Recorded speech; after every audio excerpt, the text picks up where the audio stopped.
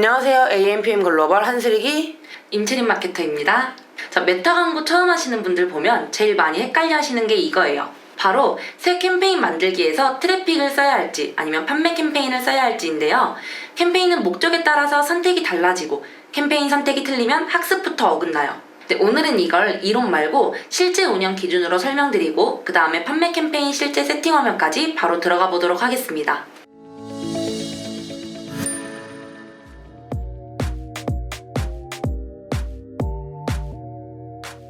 먼저 트래픽 캠페인부터 보겠습니다. 구매가 아닌 유입, 클릭, 행동이 목적일 때, 픽셀 설치가 불가능한 외부 페이지로 랜딩해야 할 때, 판매 캠페인 학습하기 전 모수를 확보해야 할 때, 말 그대로 클릭이나 유입이 목적일 때 사용하는데요.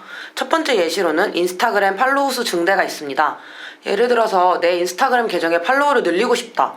이건 구매랑은 목적이 전혀 다르죠. 이럴 때 판매 캠페인을 쓰면 메타는 구매할 사람을 찾으려고 애쓰는데 목적 자체가 아주 맞지 않습니다. 그래서 이런 경우에는 트래픽 캠페인으로 프로필 페이지 랜딩을 사용합니다.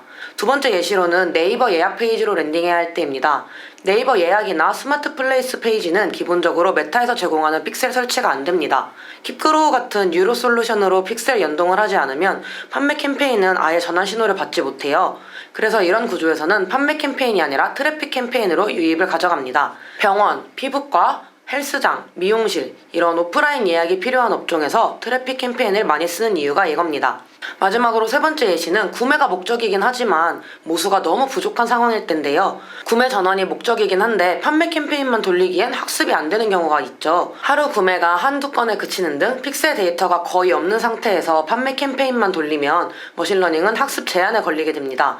이럴 때는 트래픽 캠페인을 이용해서 사이트 방문자, 관심 유저의 모수를 먼저 확보합니다.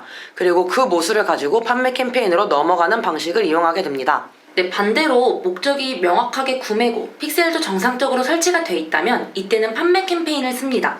이커머스, 자사물, 뷰티, 패션, 식품 같은 업종은 대부분 판매 캠페인이 메인이죠. 자, 그럼 이제 판매 캠페인 실제 세팅 화면을 보여드릴 건데요. 자, 그런데 그 전에 중요하게 짚고 넘어가야 하는 것이 하나 있습니다. 판매 캠페인은요, 어떤 타겟팅이냐에 따라서 세팅 방식이 달라져요. 그래서 이 부분은 그냥 따라치지 말고 사고 흐름을 먼저 이해하시면 좋습니다. 메타 광고는 기본 구조가 어드밴티지 플러스입니다. 원래는 메타가 알아서 스스로 최적화하도록 열어두는 구조예요. 여기서 상세 타겟팅을 하나씩 만질수록 메타가 가지고 있는 자동 최적화는 점점 풀린다고 보시면 됩니다. 보통 신규 타겟이다 라고 하면은 그냥 넓게 잡고 가져가세요 라고 말하게 되는데 이거 너무 추상적인 말이죠. 좀 정확하게 말하자면 신규 타겟일수록 어드밴티지 플러스를 최대한 그대로 유지하는 걸 추천드린다는 겁니다. 신규 타겟에서 관심사나 행동을 너무 상세하게 걸어버리면 머신러닝은 그 좁은 풀 안에서만 학습을 하게 돼요. 그래서 테스트할 수 있는 유저 수가 적고 학습 속도도 느리고 조금만 흔들려도 학습 제한이 걸리기가 쉬워요. 반대로 어드밴티지 플러스로 열어두면 메타는 전체 풀에서 구매 가능성이 높은 패턴을 먼저 탐색하게 되어요. 초반에는 넓게 테스트를 하고 성과가 나오는 방향으로 자동으로 좁혀가는 구조가 되는 거죠.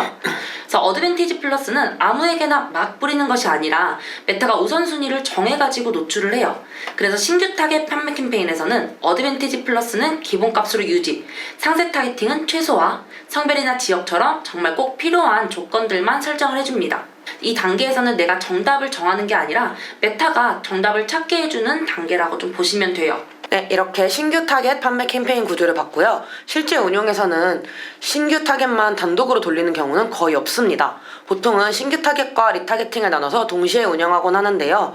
여기서 궁금해지는 게 언제부터 리타겟팅을 쓰는 게 좋을까예요. 리타겟팅은 아무 때나 막 쓰는 게 아니라 조건이 어느 정도 갖춰졌을 때 효과가 나옵니다. 대표적으로는 이런 경우들이 있는데요. 사이트 방문자 수가 어느 정도 이상 쌓였을 때, 사이트 조회나 장바구니 이벤트가 꾸준히 발생할 때, 신규 타겟에서 유입이 계속해서 생기고 있을 때, 즉 다시 잡을 수 있는 사람이 존재해야 리타겟팅이 의미가 있습니다. 모수가 너무 적으면 리타겟팅도 결국 학습이 돌지 않습니다. 자, 여기서 신규 타겟이랑 리타겟팅을 왜 나눠서 운영하냐 라고 했을 때 신규 타겟은 새로운 사람을 계속해서 데려오는 역할이라면 리타겟팅은 이미 관심을 보인 사람을 전환시켜주는 역할을 해요.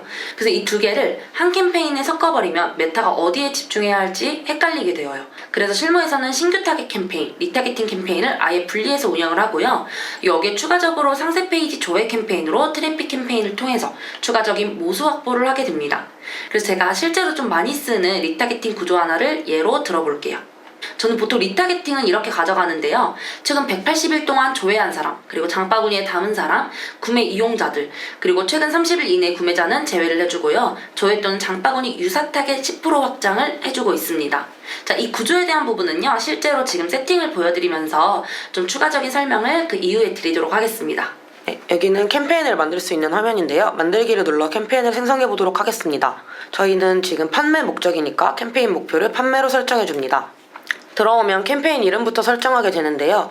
저는 보통 맨 앞에 캠페인을 운용할 날짜, 그리고 캠페인의 이름, 그리고 캠페인의 목표를 적는 편입니다.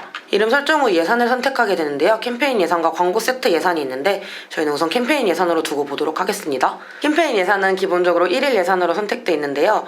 저희 이거 5만원으로 한번 설정해 보도록 할게요. 5만원으로 설정을 했는데 아래 보시면 최대 1일 지출은 87,500원, 최대 주간 지출은 35만원이라고 적혀져 있죠. 이건 광고 성과에 따라서 1일 지출을 5만원 이상, 87,500원까지도 사용할 수 있다는 거예요. 근데 만약에 내가 쓸 수 있는 예산이 한정적이고 절대 이 금액을 넘으면 안 되는 분들도 계시면 1일 예산이 아닌 총 예산으로 설정해주면 됩니다. 총 예산을 설정하면 캠페인 기간 동안 이 총 예산을 초과하여 지출하지 않는다는 설정입니다. 세트 단으로 넘어가서 조금 더 이제 상세하게 타겟팅을 한번 해볼 건데요. 여기서도 마찬가지로 세트 이름을 정해주면 되는데요. 세트 이름의 경우에는 먼저 똑같이 날짜 작성해 주시고요. 자, 그 다음에 보통 이제 캠페인을 나눌 때는 뭐 제품 종류별로 나누는 경우가 있죠. 그래서 저는 예시로 제품 종류라고 한번 해볼게요. 종류로 나누고 이제 신규 타겟인지 리타겟인지에 대해서 적어줘요. 저희는 리타겟 세팅을 할 거기 때문에 리타겟이라고 작성을 해주고요. 자, 하단으로 보면은 전환 위치. 자, 자사몰로 만약에 하신다라고 하면 그냥 웹사이트 선택을 해주시면 되고요. 저희 목표 전환수 극대화로 가져가 볼게요. 그리고 픽셀 알맞게 설정되어 있는지 확인 한번 해주시고 전환 이벤트 설정해 주셔야 되는데요. 자, 신규든 리타겟이든 어쨌든 저희 구매 캠페인 지금 설정하고 있죠. 그렇기 때문에 구매로 선택을 해주십니다. 자, 그런데 여기서 하나 좀 중요하게 봐야 될 게 여기 설정 더보기가 있어요. 그래서 눌러보시면은 기여 설정이라는 게 있죠. 자, 이 기여 설정이 기본적으로 클릭 후 7일, 참여 조회와 1일, 그리고 조회 후 1일로 되어 있는데 자, 여기서 만약에 1일로 설정한다. 자, 이건 어떤 뜻이냐면은 내가 막 고객이 이제 이 물건을 구매하려고 클릭을 했어요. 자, 그런데 바로 구매하지 않은 거예요. 그리고 한 3일 뒤에 구매를 한 거예요. 자, 그럼 1일로 설정했을 때는 그렇게 3일 뒤에 구매한 사람들은 이 광고를 보고 통해서 구매를 했지만 데이터 값에 잡히지 않는 거예요. 그렇기 때문에 우리가 이 광고를 통해서 구매한 사람들에 대한 데이터를 좀 더 명확하게 얻으려면은 지금 해당 설정대로 좀 설정을 해주시는 것이 가장 좀 명확한 방법이고요. 그리고 또 하단으로 내려오시면 자, 여기에서는 이제 날짜, 일정을 선택할 수가 있는 거예요. 그래서 1월 16일부터 뭐 2월 16일까지다. 그럼 대략 한 달이죠. 자, 우리가 앞단에서 캠페인 총 예산으로 50만 원을 설정을 했어요. 자, 그러면 여기서 지금 설정한 이 기간 동안에 우리는 총 50만 원을 쓸 거야. 그리고 그 이상은 절대 넘어가지 않게 쓸 수가 있습니다. 그래서 이거 유의해가지고 잘 설정해 주시면 되고요. 자, 그리고 리타겟팅 이제 세팅하면서 가장 중요한 단계인 타겟입니다. 자, 이 타겟은요, 제가 아까 이제 PPT 단에서 말씀드렸다시피, 자, 먼저 메타는요, 어드밴티지 플러스가 기본값이에요. 그래서 기본값 설정이 되어 있는데, 만약에 여기에서 제어 옵션 더보기가 있죠. 클릭해 봤을 때, 여기서 뭐 최소 연령을 제가 25세로 지금 한번 설정해 볼게요. 자, 요 정도 설정을 했어요. 자, 그러면 이 내용을 보면 어드밴티지 플러스가 설정돼 있더라도 이 설정 범위를 벗어나는 사람들에게는 도달하지 않는 거예요. 그래서 최소 설정으로 이렇게 해줄 수 있는데, 자, 나는 이제 리타겟팅을 할 거기 때문에 자, 거기에 대한 좀 더 상세 타겟팅을 걸어야 돼요 라고 하시는 분들, 자, 그런 분들이 밑에 지금 여기 톱니바퀴 보이죠? 광고 도달에 제한 추가, 이거를 클릭해 주십니다. 자, 클릭해 보시면 현재 설정 유지, 그리고 어드밴티지 플러스를 설정한 상태로 가치 규칙 적용하기, 그리고 마지막에 광고 도달에 제한 추가가 있는데요. 저희는 광고 도달에 제한 추가로 선택을 해주실 거예요. 네, 이렇게 설정을 했을 때 조금 더 연령이라던가 이런 거를 좀 상세하게 설정을 할 수가 있죠. 그래서 이런 거는 상황에 맞게, 목적에 맞게 설정을 해주시면 되고요. 자, 그러면 이제 중요한 거는 이 맞춤 타겟이에요. 그래서 맞춤 타겟에다 커서를 갖다 댔을 때 옆에 연필 모양이 생기죠. 그래서 클릭해주시면 이런 화면이 나오게 되는데, 자, 여기서 새로 만들기를 클릭해주십니다. 그러면 맞춤 타겟, 유사 타겟 있는데 먼저 맞춤 타겟을 클릭해주고요. 내가 이제 자사몰로 하고 있다라고 했을 때 웹사이트 그럼 선택해주시고, 다음으로 넘어갑니다. 자, 픽셀 맞게 설정되어 있나 여기서도 확인해 주시고요. 자, 여기서 이벤트가 지금 제가 제 계정으로 좀 임의로 만들어서 하고 있는 거기 때문에 이제 선택지가 많이 없어요. 그런데 이제 여러분들이 직접 이제 계정을 만들어서 운영을 하실 때는 뭐 장바구니 담기라던가 구매자라던가 조금 더 선택지가 있어서 맞게 선택을 해주시면 되고요. 저는 예시로 지금 모든 웹사이트 방문자로 선택을 해줄 거예요. 그래서 웹사이트 방문했던 사람 180일 이내 방문했던 사람을 다시 한번 구매까지 이루어질 수 있게 리타겟을 할 거예요 라고 선택을 해주시고요. 자, 이렇게 지금 해서 이제 타겟 이름을 설정해 줄 거예요. 그래서 타겟 이름은 자, 제가 일단 예시로 방문 180일이라고 이제 설정을 해놨어요. 이 이름을 잘 설정해 두셔야지 우리가 세팅단에서 봤을 때 아, 이게 어떤 걸로 제가 설정을 해놨구나 라고 좀 명확하게 구분할 수 있어요. 자, 그 다음에 타겟 만들기를 클릭해 줍니다. 자, 그러면 이렇게 지금 웹사이트 맞춤 타겟 만들기에서 맞춤 타겟 생성되었습니다 라고 떠요. 자, 이 상태에서 완료를 눌러주시면 여기에 지금 웹사이트 방문 180일이라고 되어 있죠. 자, 이렇게 해주시면 되는데 그 다음에 이제 유사 타겟을 설정해 줄 건데 여기서 다시 맞춤 타겟 들어간 다음에 여기서 맞춤 타겟 들어가서 설정을 해주셔도 되고 아니면 바로 유사 타겟을 해주셔도 돼요. 맞춤 타겟 똑같이 들어가시고 다시 한번 100일로 해볼게요. 이번엔 뭐 장바구니라고 적어볼게요. 장바구니 이렇게 적고 자, 타겟 만들기 눌러주면 여기에서도 또 유사 타겟 만들기가 떠요. 그래서 유사 타겟 만들기를 여기서 바로 눌러주시면은 지금 타겟 크기 선택을 하실 수가 있죠. 자, 이 타겟 크기는 뭐냐면요 1%다 라고 했을 경우에는 그만큼 그러면 유사한 타겟 진짜 그냥 좁게 완전히 유사한 타겟을 이제 고르겠다라고 하는 거고 아니면은 조금 더 저희는 10% 정도로 할 거라고 했죠. 제가 10% 정도로 하는 이유는 1%, 뭐 2% 이렇게 하게 되면은 정말 모수가 너무 한정적이에요. 그렇기 때문에 어느 정도 모수를 확보해주기 위해서 한 10% 정도 넉넉하게 준다라고 생각해 주시면 돼요. 그래서 타겟 만들기를 눌러보시면 네, 이렇게 나오죠. 그래서 지금 웹사이트 장바구니 100일도 이제 했는데 이 유사 타겟까지 동시에 같이 포함되는 거를 확인할 수가 있습니다. 네, 이렇게 지금 리타겟팅 세팅하는 걸 실제로 한번 화면을 통해서 보았는데요. 먼저 이 구조를 제가 이렇게 쓰는 이유는요. 최근에 180일 기준으로 사이트를 방문했거나 상품을 조회했거나 장바구니까지 담았던 사람들이에요. 그러니까 이미 한 번이라도 브랜드나 제품에 관심을 보였던 사람들인 거죠. 자, 근데 여기서 최근 30일 내 구매자는 제외를 해줘요. 이미 구매한 사람한테 또 구매 광고를 계속 보여줄 필요는 없고 오히려 광고 효율만 떨어질 수가 있어요. 그래서 불필요한 중복 노출을 막기 위해서 최근 구매자는 제외를 해줍니다.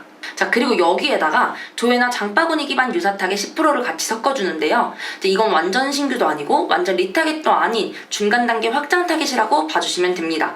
그래서 리타겟 모수가 좀 너무 적을 때 볼륨을 보완해주는 역할을 해주는 친구다라고 생각해 주시면 됩니다. 리타겟팅은 신규 타겟처럼 완전 열어두는 구조가 아닙니다. 이미 관심을 한 번 이상 보인 사람들을 대상으로 하기 때문에 타겟 정의가 명확해야 되고 조건도 비교적 구체적으로 들어갑니다. 그래서 이 파트에서는 어드밴티지 플러스를 무조건 열어주기보다는 의도적으로 타겟을 정의해서 운영하게 됩니다. 네, 여기까지 캠페인 종류와 목적에 따른 세팅법에 대해서 실제로 어떻게 세팅하는지 화면까지 함께 보여드렸습니다. 혹시 지금 우리 브랜드 상황에 더 상세한 전략이나 상담이 필요하시다면 하단 더보기에 있는 프로필 연락처로 편하게 연락주세요. 지금까지 AMPM 마케터 한슬기, 임채린 마케터였습니다. 감사합니다.